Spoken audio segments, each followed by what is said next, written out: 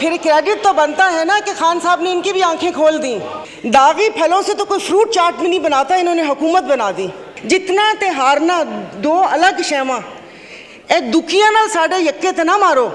और अगर थोड़ा लाइटर मोड में बात करूं तो इतने सारे लोग वन मैन शो परफ्यूम भी लगाते होंगे। मुझे सिर्फ एक बात पूछनी है कि ये जो ऐवान है ये अवाम का ऐवान है या इनके मसाइल हल करने की जगह है? ये कि उन्होंने एक बात की कि अल्लाह पाक हमारी आसानियां दूर करें, पीछे बैठे हुए पे पटवारी नहीं समझिएगा पंखे फैन, उन्होंने कहा आमीन।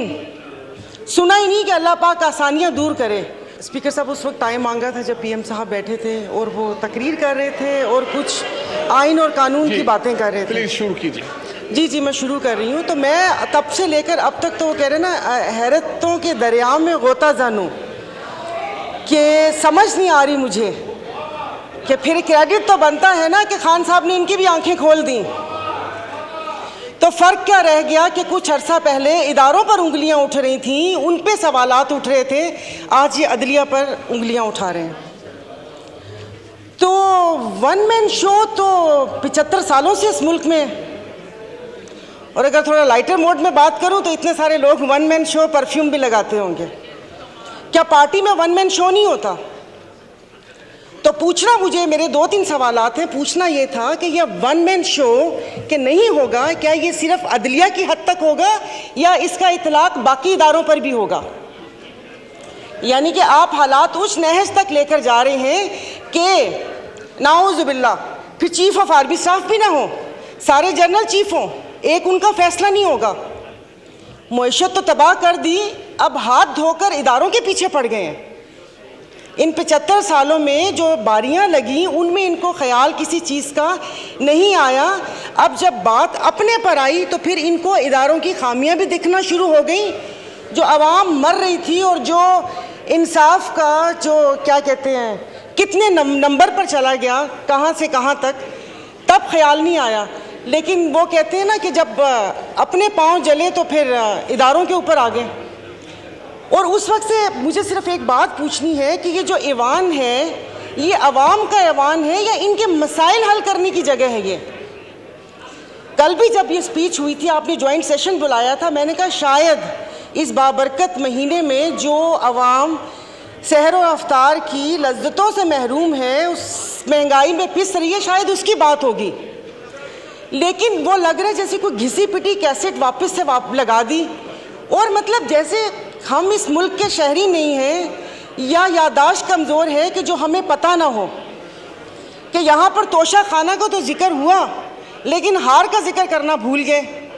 जब केस की बात हुई तो आप इनसे ये तो पूछें कि यूसुफ रज़ा गिलानी साहब के पिटीशन दायर किसने की थी?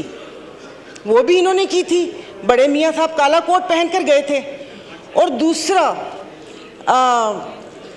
हंसी भी आ रही थी और तरस भी आ रहा था कि उन्होंने एक बात की कि अल्लाह पाक हमारी आसानियां दूर करें, पीछे बैठे हुए पे पटवारी नहीं समझिएगा पंखे फैन, उन्होंने कहा आमीन।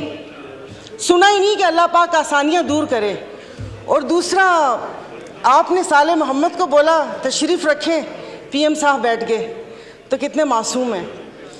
तो यहाँ पर कोई ऐवान पे अवाम की बात करनी चाहिए। स्पीकर साहब मतलब चीज़ें हाथ से जब फिसल जाएंगी तो फिर ये नुकसान पाकिस्तान का होगा। यहाँ पर मेरे ये इस तरफ बैठे वालों को ये खौफ था, जिसका वक्तन फ़वक्तन इजहार भी किया गया कि वो आ गए तो इनको नहीं छोड़ेंगे।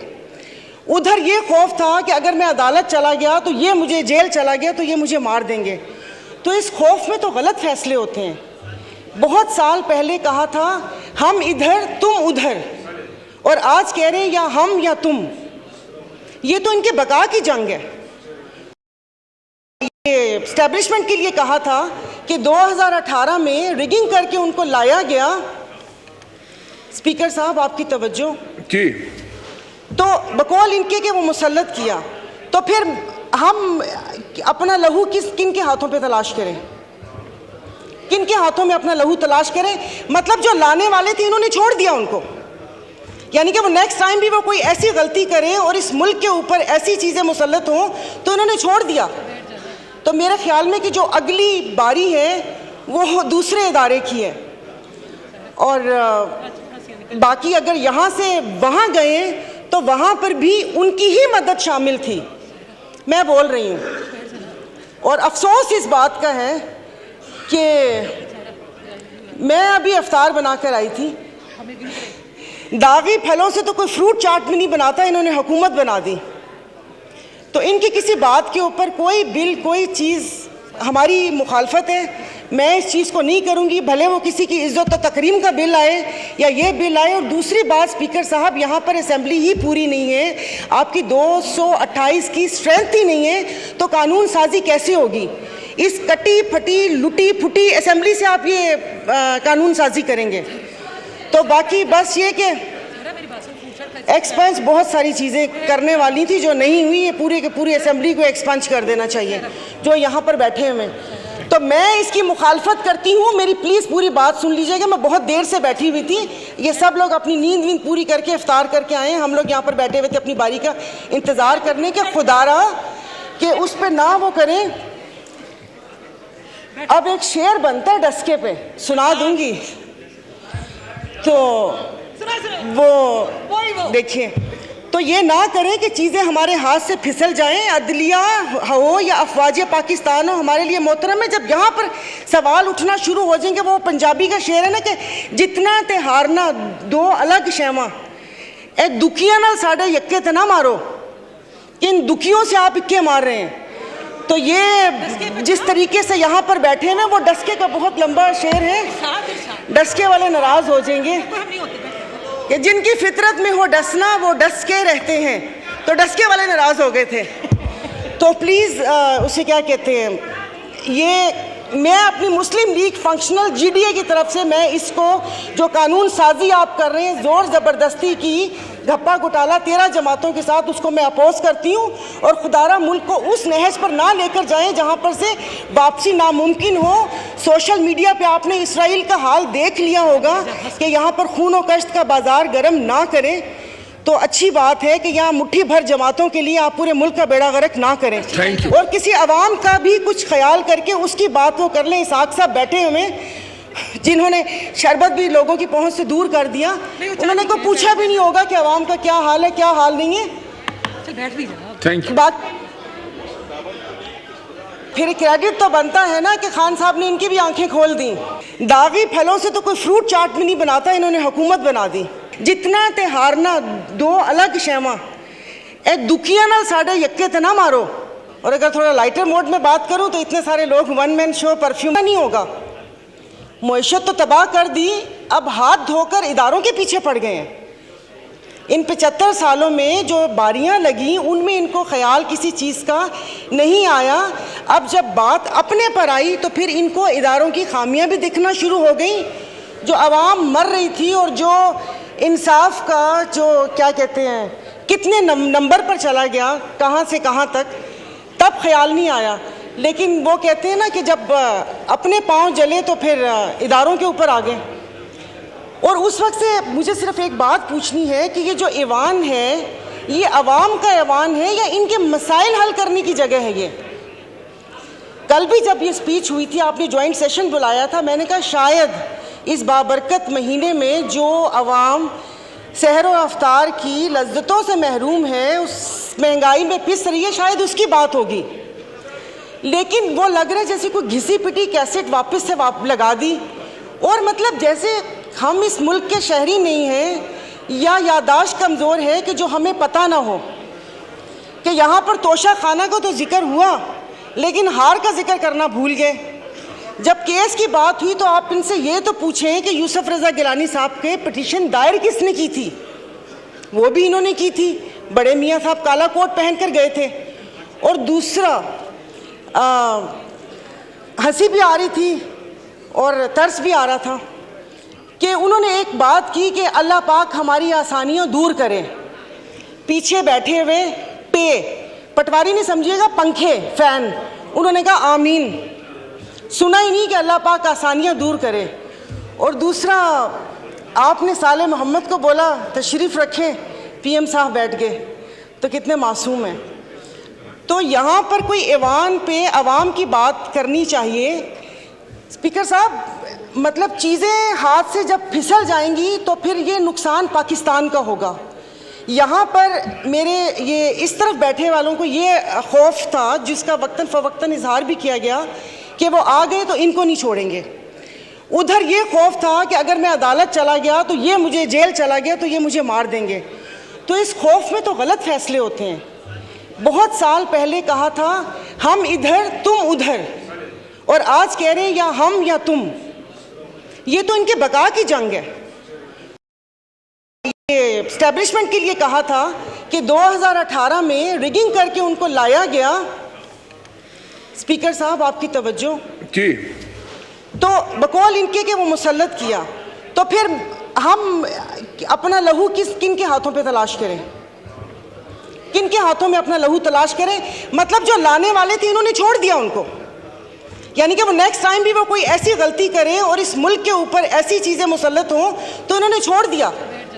तो मेरे ख्याल में कि जो अगली बारी है वो दूसरे इदारे की है, और बाकी अगर यहाँ से वहाँ गए तो वहाँ पर भी उनकी ही मदद शामिल थी। मैं बोल रही हूँ, और अफसोस इस बात का है कि मैं अभी इफ्तार बनाकर आई थी। दागी फलों से तो कोई फ्रूट चाट भी नहीं बनाता, इन्होंने हुकूमत बना दी। तो इनकी किसी बात के ऊपर कोई बिल, कोई चीज़ हमारी मुखालफत है। मैं इस चीज़ को नहीं करूँगी, भले वो किसी की इज़्ज़त और तकरीम का बिल आए या ये बिल आए। और दूसरी बात स्पीकर साहब, यहाँ पर असेंबली ही पूरी नहीं है, आपकी 228 की स्ट्रेंथ ही नहीं है, तो कानून साजी कैसे होगी?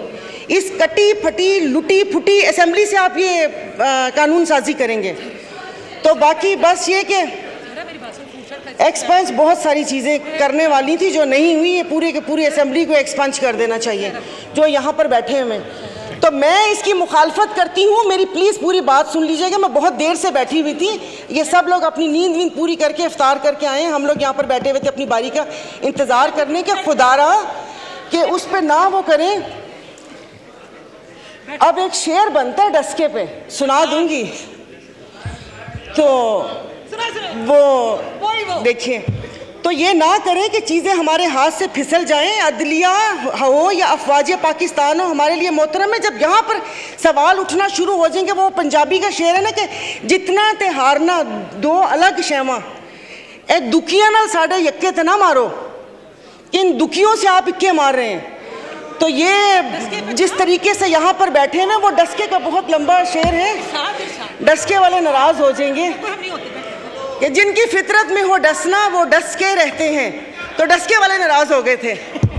तो प्लीज़ उसे क्या कहते हैं, ये मैं अपनी मुस्लिम लीग फंक्शनल GDA की तरफ से मैं इसको जो कानून साजी आप कर रहे हैं ज़ोर ज़बरदस्ती की घप्पा घोटाला 13 जमातों के साथ, उसको मैं अपोज करती हूँ। और खुदारा मुल्क को उस नहज पर ना लेकर जाएं जहाँ पर से वापसी नामुमकिन हो। सोशल मीडिया पे आपने इसराइल का हाल देख लिया होगा कि यहाँ पर खून और कश्त का बाजार गर्म ना करें। तो अच्छी बात है कि यहाँ मुट्ठी भर जमातों के लिए आप पूरे मुल्क का बेड़ा गर्क ना करें, और किसी अवाम का भी कुछ ख्याल करके उसकी बात वो कर लें। इसाक साहब बैठे हुए जिन्होंने शरबत भी लोगों की पहुंच से दूर कर दिया, उन्होंने को पूछा भी नहीं होगा कि अवाम का क्या हाल है, क्या हाल नहीं है। Thank you. बात फिर क्रेडिट तो बनता है ना कि खान साहब ने इनकी भी आंखें खोल दी। दागी फलों से तो कोई फ्रूट चाट भी नहीं बनाता, इन्होंने हुकूमत बना दी। जितना ते हारना दो अलग शैमा, ए दुखिया नाल साढ़े यक्के ते ना मारो। और अगर थोड़ा लाइटर मोड में बात करूं तो इतने सारे लोग वन मैन शो परफ्यूम भी लगाते होंगे। मुझे सिर्फ एक बात पूछनी है कि ये जो ऐवान है, ये अवाम का ऐवान है या इनके मसाइल हल करने की जगह है? ये कि उन्होंने एक बात की कि अल्लाह पाक हमारी आसानियां दूर करें। पीछे बैठे हुए पटवारी नहीं समझिएगा, पंखे फैन, उन्होंने कहा आमीन। सुना ही नहीं कि अल्लाह पाक आसानियां दूर करे।